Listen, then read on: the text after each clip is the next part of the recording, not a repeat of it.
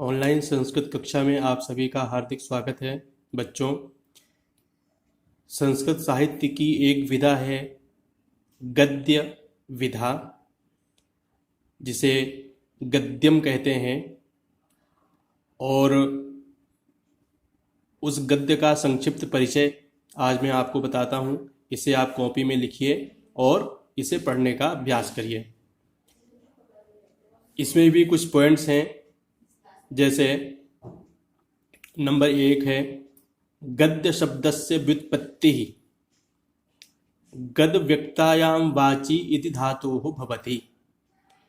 गद्य जो शब्द है उसकी व्युत्पत्ति गद व्यक्तायां वाची, ये एक धातु है। गद मतलब बोलने के अर्थ में होता है, इस धातु से होती है।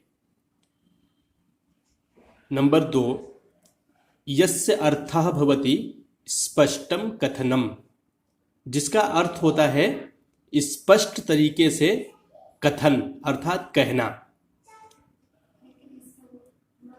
नंबर 3 समग्रे वेद साहित्ये पद्येन सह गद्यस्य अपि स्थानम अस्ति।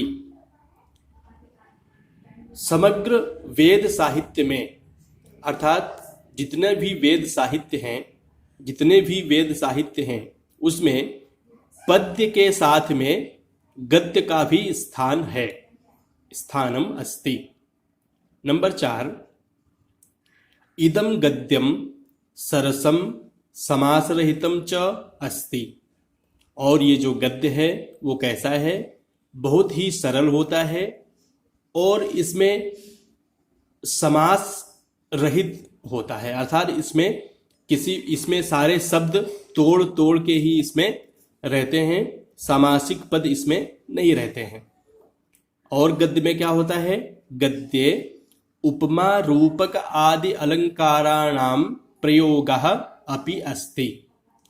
गद्य में कहीं कहीं कुछ अलंकारों का प्रयोग भी मिलता है, जैसे उपमा, रूपक इत्यादि अलंकार हैं, इनका भी प्रयोग आपको कहीं कहीं पर मिलता है।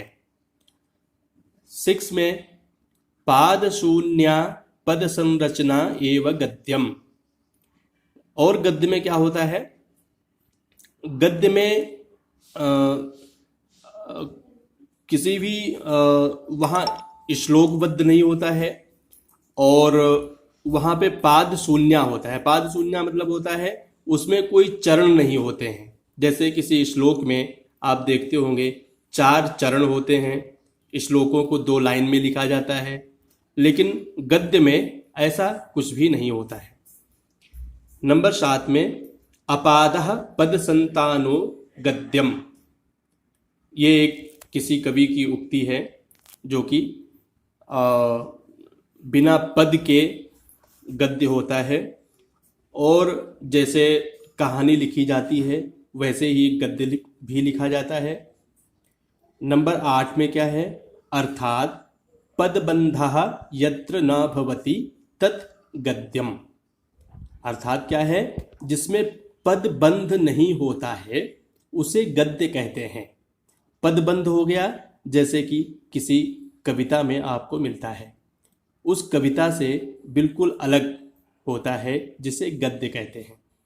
आंग्ल भाषायां गद्यम प्रोज इति शब्देन ज्ञायते। इंग्लिश में, आंग्ल भाषा में गद्य को प्रोज कहते हैं। प्रोज इस शब्द से जाना जाता है, जिसका अर्थ होता है स्पष्ट, सरल, अनलंकृत भाषायाम कथनम। अर्थात जिसे बिल्कुल स्पष्ट रूप से, सरल रूप से और किसी भी अलंकार की बिना सहायता से जिस भाषा का कथन होता है उसे प्रोज कहते हैं। तो इसे आप अपनी कॉपी में लिखिए और इसे पढ़ने का अभ्यास करिए। धन्यवाद।